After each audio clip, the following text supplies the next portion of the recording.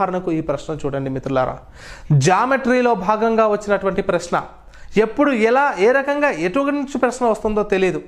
ఒకసారి ఈ ప్రశ్నను మనం గమనించుకున్నట్లయితే, సో మిత్రులారా, ఈ క్రింది వానిలో వృత్తలేఖిని సహాయంతో నిర్మించలేని కోణం.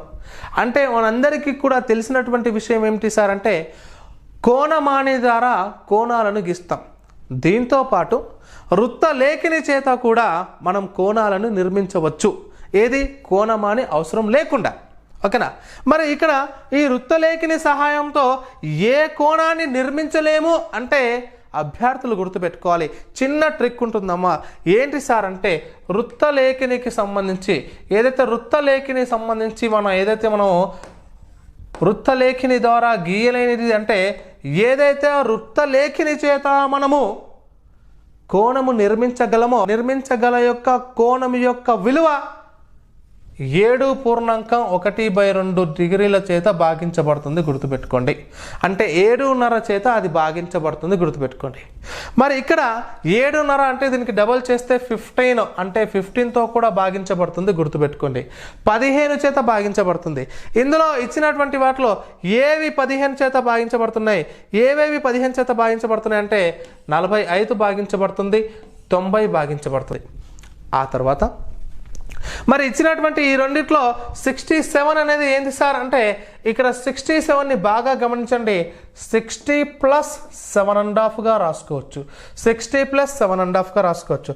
అంటే ఇక్కడ 60 అనేది 15తో భాగించబడుతుంది, 7.5 మిగిలింది. ఇది కూడా కాదు. ఆప్షన్ 3 55ని మనము వృత్తలేఖిని చేత నిర్మించలేని కోణం అవుతుంది. కాబట్టి ఆప్షన్ 3 అని చెప్తాం. సరే, ఇక్కడ ఒక విషయాన్ని గమనించాలి మిత్రులారా. ఇంకో విషయం ఏంటంటే, ఎలా మనం 7.5 నుంచే తీసుకోవాలి అంటే, ఒకసారి చూడండి. వృత్తలేఖిని సహాయంతో మొట్టమొదటిసారిగా మనం నిర్మించగలిగినటువంటి ఇదేంటంటే 60 డిగ్రీల కోణం. ఇలా 60 డిగ్రీల కోణం నిర్మిస్తాం. 60 డిగ్రీలను మళ్ళీ ఇలా కోణ సమద్వీకరణ చేస్తే మనకు అది 30 డిగ్రీలకు వస్తుంది. 30 డిగ్రీలు కోణ సమద్వీకరణ చేస్తే 15 డిగ్రీలు, 15 డిగ్రీలను కోణ సమద్వీకరణ చేస్తే 7.5 వస్తుంది. అందుచేత చెప్తున్నాను, 7.5 చేత భాగించేటటువంటి ఏ కోణమైనా అది వృత్తలేఖిని సహాయంతో మనం గీయగలం, మిగతా వాటిని గీయలేము. 7.5 చేత భాగించబడలేని సంఖ్యని మనం గీయలేము. ఓకే, విషయాన్ని గమనించాలి. ఆ తర్వాత నెక్స్ట్ క్వశ్చన్, 10 మామిడి పండ్ల కొన్న వెల 8 మామిడి పండ్లకు అమ్మిన వెలకు సమానమైన లాభశాతం ఎంత? ఇది బుక్లో ఉన్నటువంటి ప్రశ్ననే, కానీ లాభ నష్టాల్లో ఈ ప్రశ్న ప్రయత్నించండిలో అనేటటువంటి భాగంలో చివరికి బాక్స్లో చాలా ఆ టెక్స్ట్ బుక్లో చివరికి ఉంటుంది. ఓకేనా? మరి ఈ ప్రశ్నకు సమాధానం ఎలా చేయాలి సార్ అంటే, ఒకసారి చూడండి చాలా జాగ్రత్తగా. 10 మామిడి పండ్ల కొన్న వెల, 10 మామిడి పండ్ల కొన్న వెల ఈజ్ ఈక్వల్ టు, అంటే 10 మామిడి పండ్లు ఎంత ధరకు మీరు కొంటారో 8 మామిడి పండ్లు అమ్మిన ధరకు సమానము అంటున్నాడు. అమ్మిన ధరకు సమానం అంటే మీకు ఇంకా 2 మామిడి పండ్లు మీ దగ్గర మిగిలి ఉంటాయి.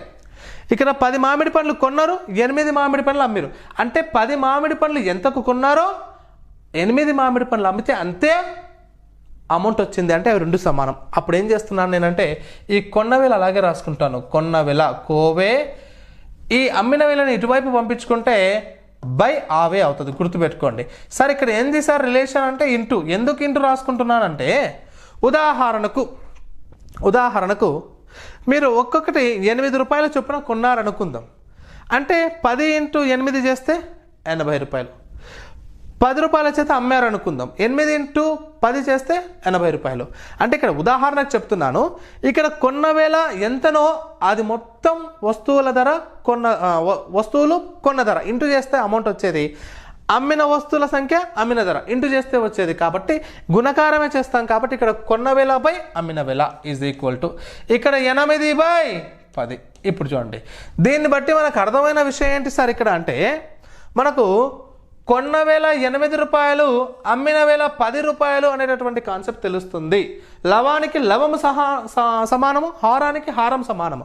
కొన్న వేల 8 రూపాయలు, అమ్మిన వేల 10 రూపాయలు అంటే అప్పుడు అమ్మిన వేల ఎక్కువ ఉంది కాబట్టి 2 రూపాయలు లాభం వచ్చింది. అంటే 2 రూపాయలు లాభం వచ్చింది. లాభము బై కొన్న వేల రాసుకోవాలి ఎప్పుడైనా సరే. దేనిపైన మనం లెక్కిస్తాము లాభము కానీ నష్టం కానీ అంటే కొన్న వేల పైన.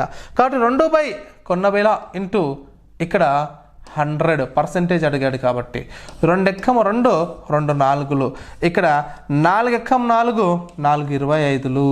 So 25% profit. అంటే ఇక్కడ లాభ శాతం డైరెక్ట్ అడిగాడు కాబట్టి 25% లాభము అని చెప్తాం. ఓకేనా? So next question my dear teachers. ఆ తర్వాత ప్రశ్న ఒకసారి ఈ ప్రశ్న చూడండి. 13 మరియు 14 వర్గాల మధ్య గల పరిపూర్ణ వర్గాలు కాని సంఖ్యలు ఎన్ని అంటాడు. ఇక్కడ పరిపూర్ణ వర్గాలు కాని అంటాడు, ఒక్కోసారి పూర్ణాంకాలు అని కూడా అంటాడు. ఇది 8th క్లాస్ టెక్స్ట్ బుక్ వర్గాలు వర్గమూలాలు ఉన్నటువంటి చాప్టర్ దగ్గర ఉన్నటువంటి ప్రశ్న. మరి ఇక్కడ జాగ్రత్తగా వినాలి.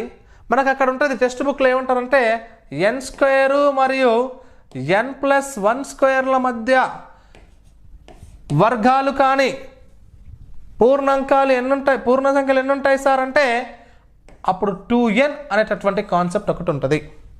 అకాడమిక్ టెక్స్ట్ బుక్లో ఇదే ఉంటుందమ్మా డైరెక్ట్గా. మరి ఇక్కడ కూడా ఏంటంటే n² మరి n+1² అంటే n = 13, n+1 అంటే 14. మరి n²కి n+1² మధ్య సంపూర్ణ వర్గాలు కాని సంఖ్యలు ఎన్ని సార్ అంటే 2n. అంటే 2n అంటే n అంటే 13 కాబట్టి 2 × 13 = 26 అని డైరెక్ట్ చెప్పవచ్చు. Right, it is answer. అయితే ఇంకొక ప్రశ్న ఇలాగే అడగొచ్చు కదా. అకాడమిక్ బుక్లోనే ఉంది. ఉదాహరణకు 11² మరియు 13² మధ్య అంటాడు. ఇక్కడ వరుస సంఖ్యలో 13, 14 ఇచ్చాడు. ఓకే, బాగానే ఉంది. కానీ 11, 13 ఇస్తే ఏంటి పరిస్థితి? ఎగ్జామ్ హాల్లో 11, 13 ఇచ్చాడు అనుకోండి, అప్పుడు మీరేం టెన్షన్ పడాల్సిన అవసరం లేదు. మీ అందరికీ తెలుసు కదా 11కి 12కి మధ్యలో ఎన్ని ఉంటాయి అంటే ఇది 11 × 2 చేసుకోవాలి, 22 ఉంటాయి. రైట్, ఇక్కడ 13 × 2 చేస్తాం 26. Option 1 correct. ఇక్కడ 11 × 2 చేసుకోవాలి, 11 × 2 చేసుకోండి 22. మరి 12కి 13కి ఎన్ని ఉంటాయి అంటే ఇక్కడ 12 × 2 = 24. కాబట్టి మొత్తానికి 46 ఉంటాయి అన్నమాట. టోటల్గా 46 ఉంటాయి. వాటి మధ్య ఎన్ని పర్ఫెక్ట్ స్క్వేర్స్ కాని సంఖ్యలు ఉంటాయి సార్ అంటే 11 to 13 మధ్యలో 46 ఉంటాయి. It is clear.